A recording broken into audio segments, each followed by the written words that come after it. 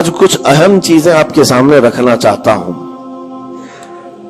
میں کتاب پڑھ رہا تھا امام غزالی رحمۃ اللہ تعالی علیہ کی، اس میں بہت اہم چیزیں آپ نے بیان فرمائی۔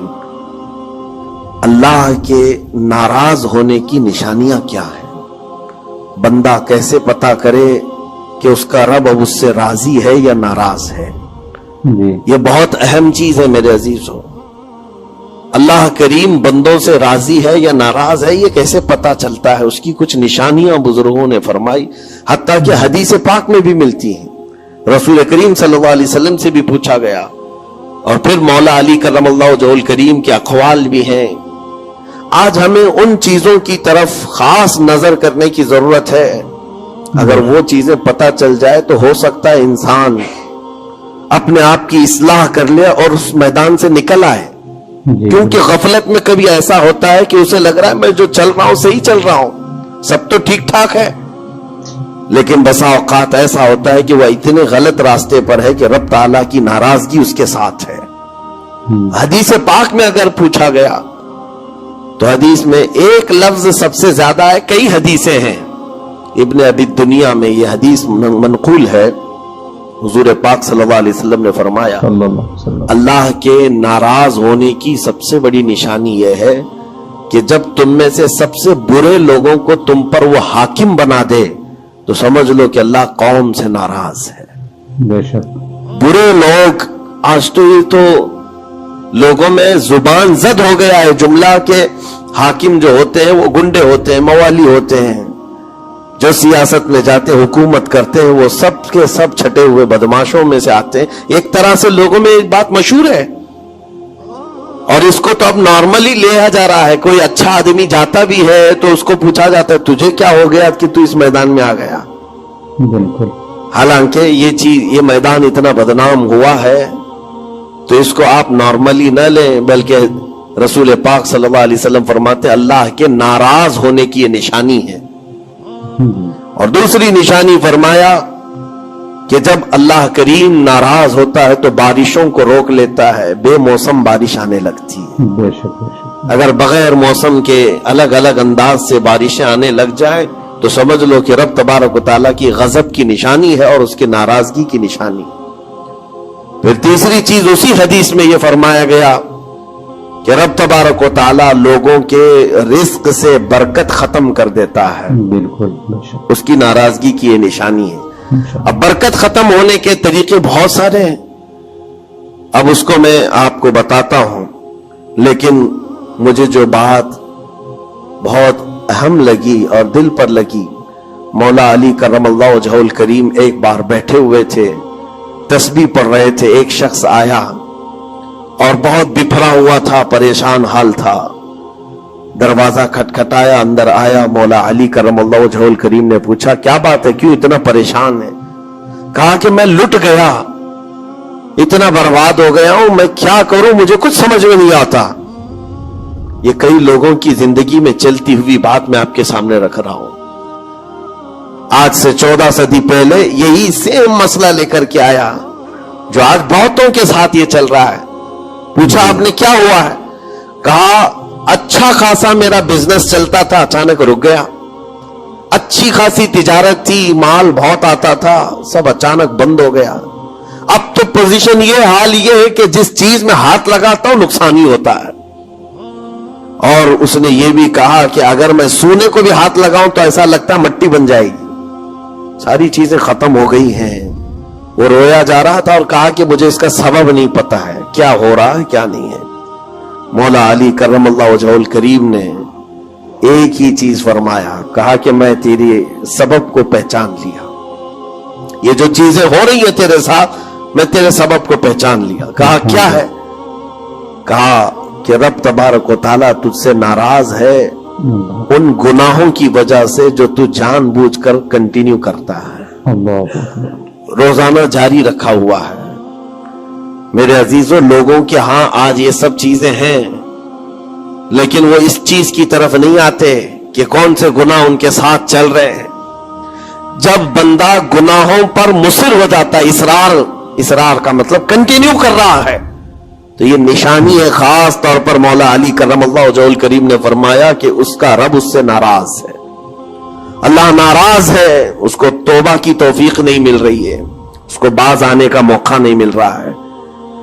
اس نے پوچھا کہ میں کیسے پتہ کروں کہ کون سے گناہ چل رہے ہیں اور کن گناہوں کی وجہ سے میرے رزق کی برکت ختم ہو رہی ہے. حضرت مولا علی کرم اللہ وجہہ الکریم نے فرمایا کہ تجھے پتہ ہے, احساس کرنا ہوگا, احتساب کرنا ہوگا. کچھ چیزیں ایسی ہیں جن کو تو روز کر رہا ہے.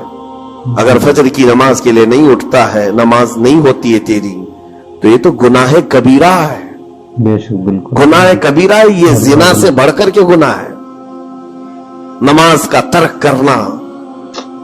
تو یہ اگر تیری زندگی میں کنٹینیو جاری ہے تو گویا کہ تو حرام پر حرام, کبیرہ پر کبیرہ کرتا ہوا اس قدر اصرار کرتا جا رہا ہے, تو تیرے رزق کی برکت کہاں رہے گی؟ ختم ہو جائے گی. تیرے دل کے اندر اللہ تعالیٰ نے سختی پیدا کر دی.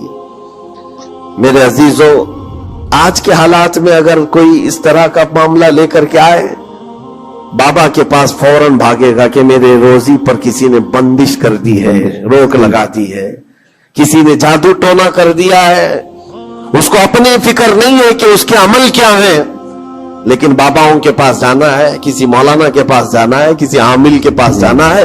دکان میں اچھی تجارت چل رہی تھی, اچانک بند ہو گیا, اور بابا بھی یہ نہیں کہتے کہ توبہ کر لے تو صحیح ہو جائے گا. نہیں, وہ اس کے رشتہ داروں میں سے کسی نے بڑا کچھ کر دیا ہے, اس کو یہی سجیسٹ کیا جائے گا. صحیح. اور یہ ایسا خطرناک ماحول ہے, آپ میں دیکھ رہا ہوں, کوئی بھی اٹھ کر کے جاؤ, کسی عامل کے پاس آپ جاؤ, کہا جائے گا کہ بڑا کچھ کیا ہے آپ کے ساتھ, بڑا کچھ کیا ہوا ہے, تمہاری روزی پہ بند باندھا ہوا ہے, تمہاری تجارت پر جو ہے روک لگائی گئی ہے. کون کیا ہے؟ تمہارے چاہنے والوں میں سے, رشتہ داروں میں سے. اور اس بندے کو رشتہ داروں کا دشمن بنایا جاتا ہے. وہ ہر ایک پر نظر رکھتا ہے, پھپھو نے کیا کہ ماموں نے کیا کہ چاچا نے کیا, فلاں نے کیا, سارے رشتہ داروں پر اس کی شک کی نظر ہے. یہ قطع رحمی کا ایک بہت بڑا مظہر اس کو بنایا جا رہا ہے. کتنے گھروں کو اس طرح باباؤں نے توڑ رکھا ہے, اور انجانے میں یہ دماغ میں یہی بیٹھا کر کے رکھا ہے کہ نہیں, میری روزی پر انہوں نے ہی بندش باندھی ہے. یقین کے ساتھ کسی کو نہیں معلوم. کاش یہ اگر اس کو بتائے ہوتے, یہ 99% جن کو تکلیفیں ہیں ان کے روزی کے معاملات, ان میں سے 99% کے حالات ایسے ہیں کہ فجر کی نماز نہیں پڑھتے. یہ کسی کو توفیق نہیں ہوتی, کسی بابا کو, کسی عامل کو, کہ ان کو تنبیہ کریں. فجر کی 2 رکعات رزق کے کئی دروازے کھول لیتی ہے. بے شک. میرے آقا صلی اللہ علیہ وسلم کا فرمان ہے, اور تم بستر پر ٹانگ پھیلا ہے, سوئے ہوئے ہو, اور پھر شام میں اٹھ کر بابا کے پاس جا کر کہتے ہو بندش ہے, کسی نے باندھ کے رکھا ہے, تم نے خود اپنے اعمال سے باندھا ہوا ہے. اور رب تبارک و تعالیٰ فرماتا ہے سورہ فاطر میں, ما یفتح اللہ للناس من رحمت فلا ممسک لها, اللہ اپنی رحمت سے جس کے لیے دروازے کھولتا ہے کوئی اسے بند نہیں کر سکتا. بے شک کوئی نہیں بند کر سکتا. یہ رب کا فرمان سنا رہا ہوں, وما یمسک فلا مرسل له من بعده, اور اللہ فرماتا ہے جس کے لیے اللہ روک دے کوئی طاقت اسے کھول نہیں سکتی. اللہ نے اگر بند کر دیا ہے تو کوئی نہیں کھولے گا. اب یہ رب تبارک و تعالیٰ کس کے لیے بند کرتا ہے, کس کے لیے کھولتا ہے, یہ اس کی شان ہے. لیکن ساتھ میں ایک بات اور آپ کو بتا دوں, حضرت ابو سفیان ثوری رحمۃ اللہ تعالی علیہ, حضرت سفیان ثوری کا ایک قول ہے, قسوۃ القلوب عقوبۃ للعاصی, یہ گناہ کنٹینیو جو کر رہا ہے اس کی سزا کیا ہے؟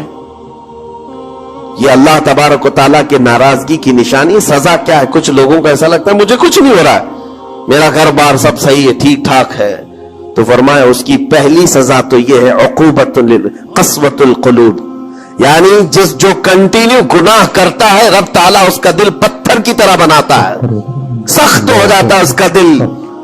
نہ رب تبارک و تعالیٰ کے نام پر اس کی کبھی آنکھیں بھیگتی ہوئی دکھتی ہیں, نہ عذاب قبر کا اسے خوف محسوس ہوتا ہے, نہ محشر کے دن کی فکر, نہ جہنم کے لپکتے ہوئے شعلوں سے اس کا دل دہلتا ہے. نہیں, دل سخت ہو گیا ہے. گناہوں پر جو بندہ کنٹینیو اصرار کرتا جاتا ہے اس کا دل سخت کر دیا جاتا ہے. یہ رب تبارک و تعالیٰ کے ناراض ہونے کی نشانی ہے، غضبناک ہونے کی نشانی ہے۔ اور ایک نشانی یہ فرمائی ہے، تابعین نے فرمایا کہ اگر بندے کو عبادت کرنے میں مزہ نہیں آتا تو سمجھ لو کہ رب تعالیٰ اس سے ناراض ہے، توفیق چھین لیا۔ نماز پڑھنے میں دل نہیں لگتا، اور اگر وہ نماز کی اذان کی آواز سن کر کے بھی لاپرواہی برتتا ہے تو فرمایا گیا یہ اس بات کی علامت ہے کہ اس کا رب اس سے راضی نہیں ہے۔ اور جس سے مولا راضی ہوتا ہے کڑاکے کی ٹھنڈیوں میں بھی اس کو بستر سے اٹھا کر اپنے دربار میں لاتا ہے۔ بے شک سبحان اللہ۔ جس سے رب تبارک و تعالیٰ راضی ہے اس کو اپنے دربار میں لگائے رکھتا ہے، وہ رات ہو کہ دن ہو کہ صبح ہو کہ دوپہر ہو، وہ بندہ دوڑا ہوا رب تعالیٰ کے حضور پہنچ جاتا ہے۔ میرے عزیزو اپنی اپنی فکر کرے ہم کس کیٹیگری میں چل رہے ہیں۔ کہیں ایسی زندگی نہیں گزر رہی ہے کہ ہمارا رب ہم سے راضی نہ ہو، ناراض ہو۔ پھر پوچھا گیا کہ اگر اللہ تبارک و تعالیٰ ناراض ہے تو پھر دولت کی ریل پیل گھر بار ساری چیزیں ہیں۔ فرمائے یہ بھی ایک نشانی اللہ کی ناراضگی کی کہ گناہ کنٹینیو ہونے کے باوجود اگر تمہارے مال میں کمی نہیں آ رہی ہے، روزانہ بڑھتا جا رہا ہے، تو خوف کھاؤ کہ اللہ بڑے عذاب کا تمہارے لیے تیاری فرما رہا ہے۔ آخرت میں تمہارا کوئی حصہ نہیں ہوگا، سب کچھ دنیا میں دے دیا جائے گا اور تمہارے لیے بڑے عذاب کی تیاری ہو رہی ہے۔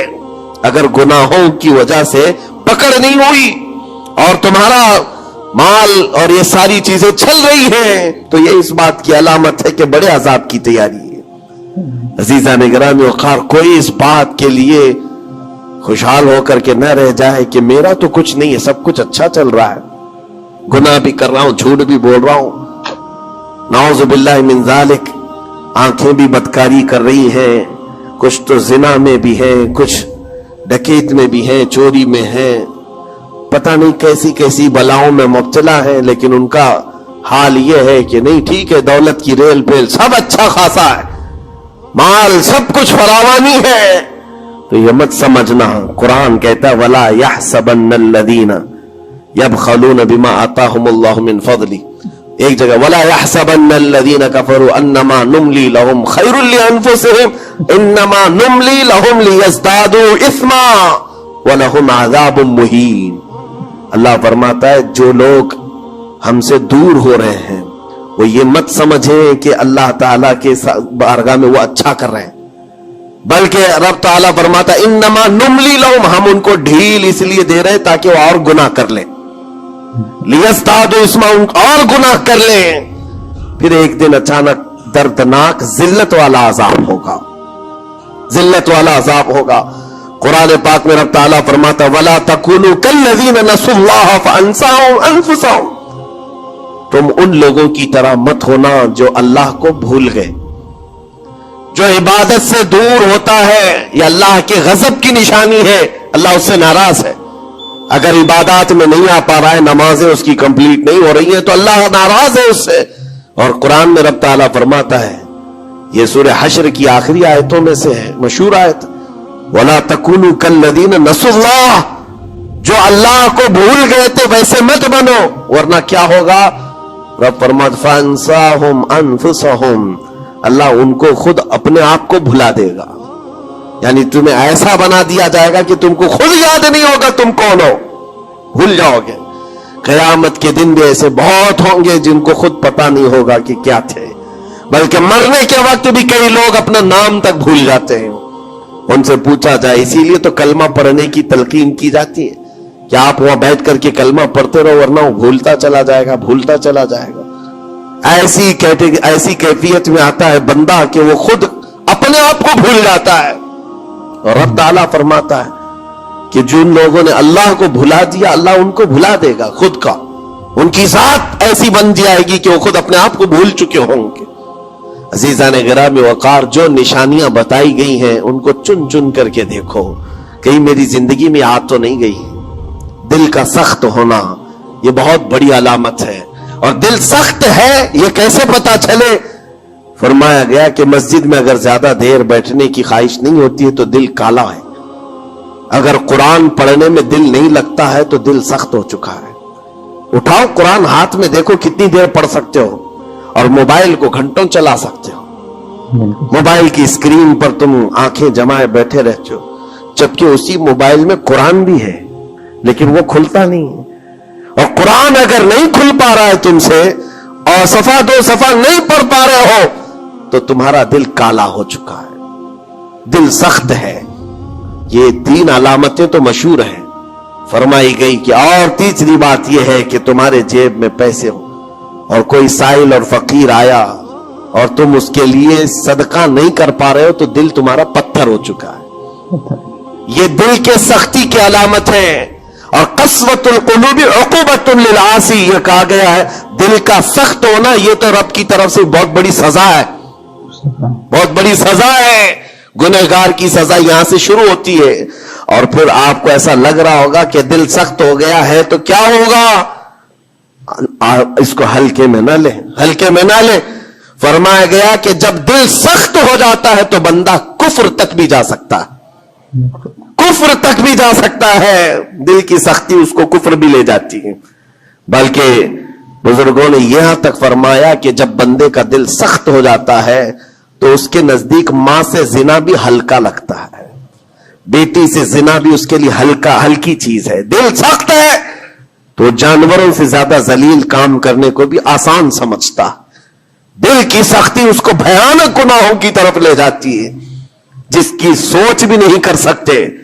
اسی لیے میرے عزیزوں, وہ دل کی سختیاں آنے سے پہلے اپنے رب کو راضی کر لیں, وہ رحمان کو راضی کر لیں.